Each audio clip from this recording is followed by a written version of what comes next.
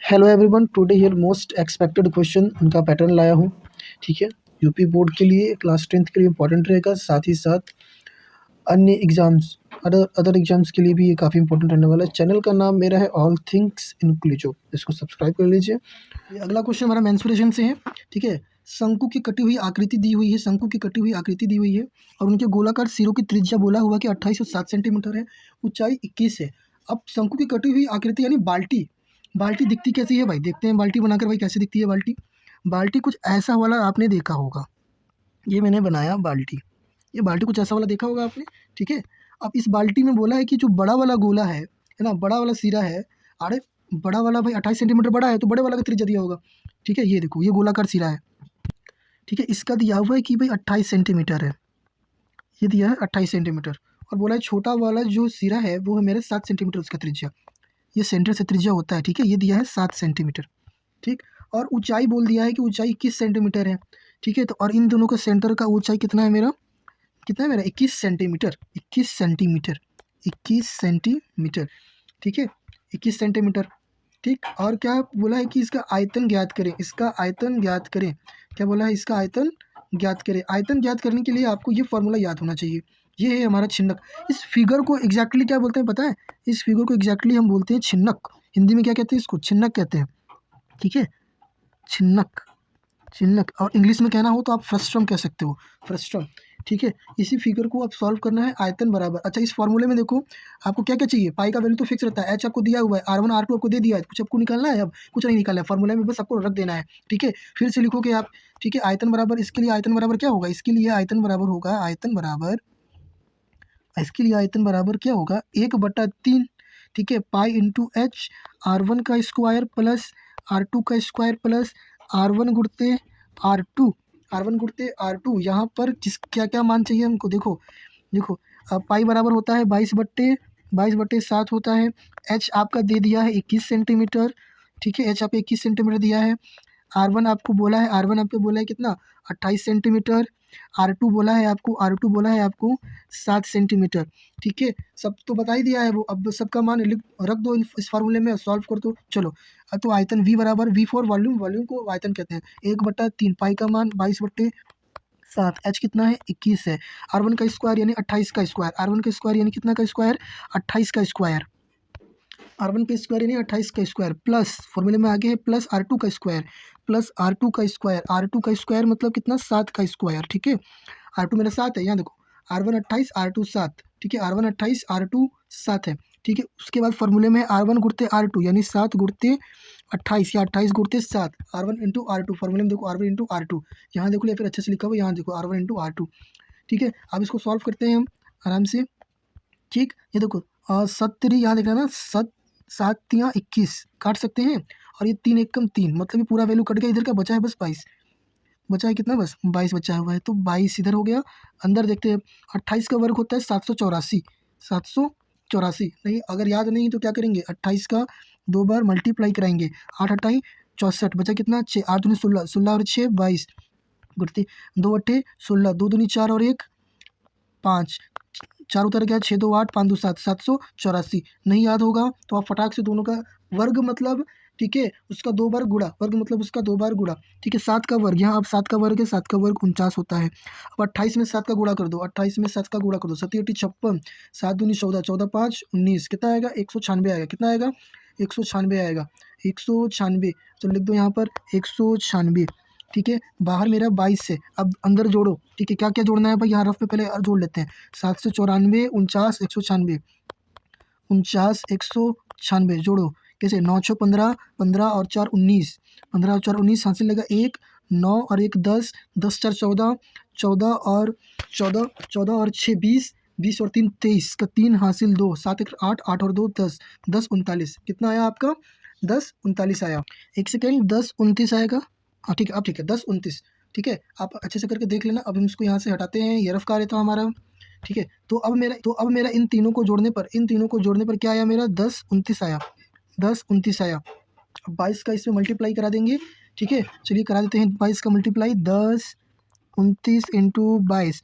ठीक है, 2 9 18, 2 3 4 1 5, फिर वही उतर जाएगा ना, फिर से 2 से ही करना है तो भाई, 8 5 13, 5 और 1 6, 22,600 कितना हो गया 38, 22,638 क्या आंसर आया मेरा, इसको उठा लेते हैं पहले हम, ये रफ वर्क होता है ना, 22,638, 22,638।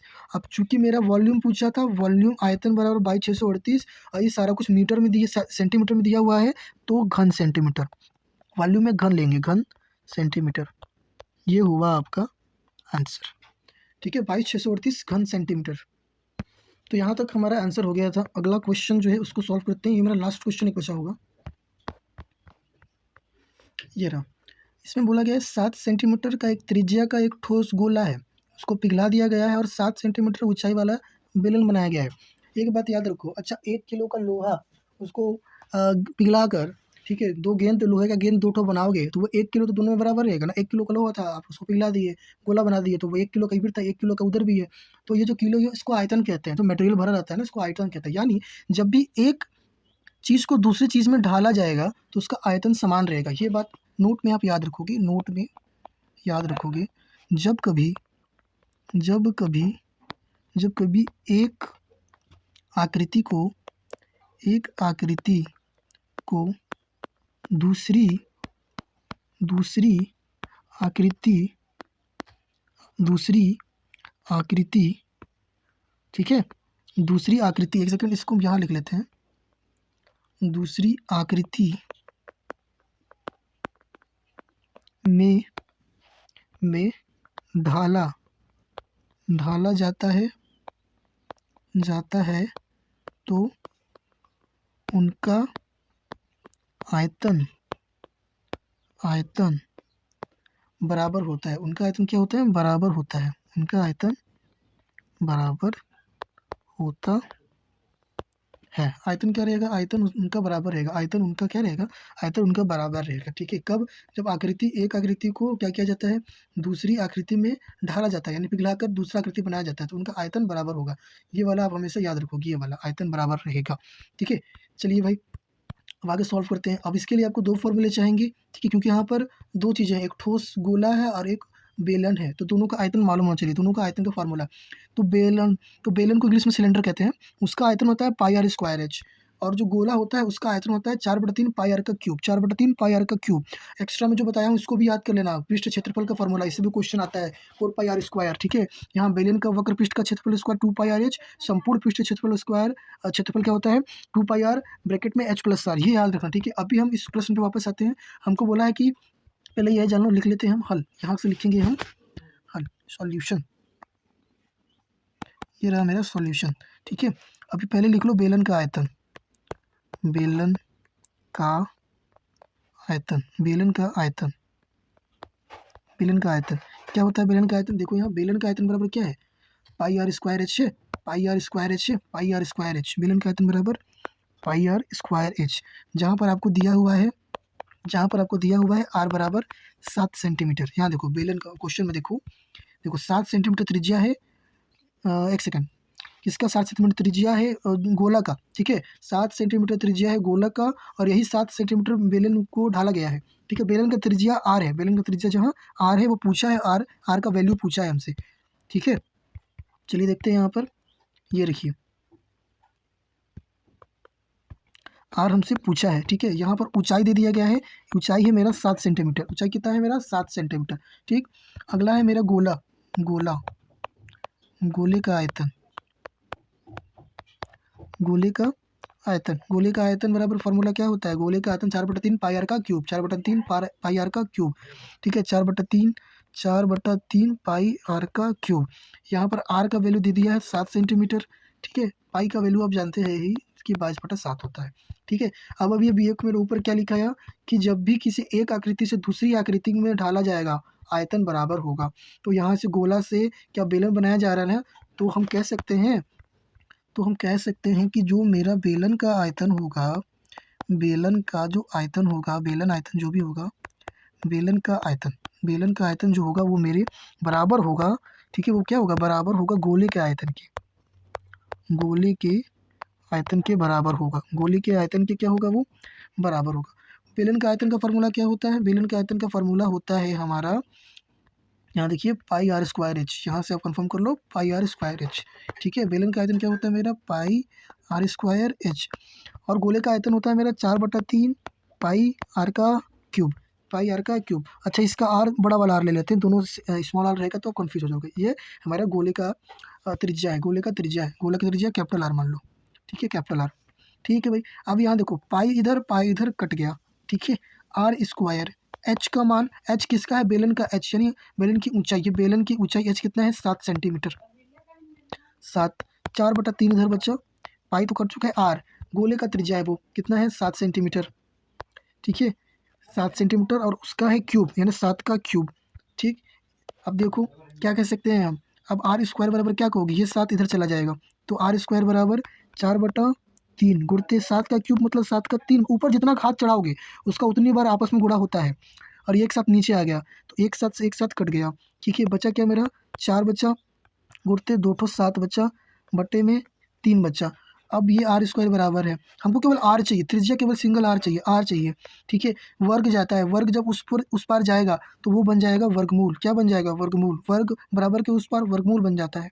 तो ऊपर हर अंश में था 4 गुणते 7 और हर में था 3। ठीक है, ठीक है भाई साहब, अब ये इन दोनों को ना अलग अलग दे दो, ये पूरे के बटे हैं लेकिन अब हम इसको अलग अलग लिख लेते हैं। ऊपर अंश का अपना अलग अलग दे दो भाई, अलग दे दिया, हर को अपना अलग करड़ी दे दो, दे दी अलग अलग। अब देखो करड़ी में से पेयर निकालते हैं ना, 7 का पेयर है निकाल दिए, 4 में 2 2 का 2 पेयर निकलेगा, 4 को 2 गुणते 2 बोल सकते हैं।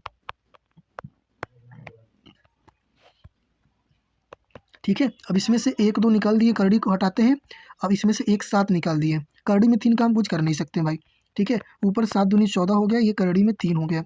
अब करड़ी में 3 को फ्रेश करने के लिए ऊपर नीचे करड़ी में 3 पहले हम बता चुके हैं, फिर से हम नोट में लिख दे रहे हैं। क्या नोट आपको याद रखना है कि जब भी करड़ी में 3 से करड़ी में 3 का गुणा होता है तो बिना करड़ी वाला 3 बन जाता है, इसलिए हम इसको बिना करड़ी वाला 3 बनाने के लिए ऊपर नीचे करड़ी में 3, ऊपर भी करना पड़ रहा है क्योंकि नीचे अकेले नहीं कर सकते आप, इसलिए ऊपर भी जबरदस्ती करना पड़ता है। ऊपर हो गया 14 करड़ी में 3, नीचे हो गया फ्रेश 3। करड़ी में 3 का वैल्यू कितना होता है, करड़ी में 3 का वैल्यू होता है 1.732/3।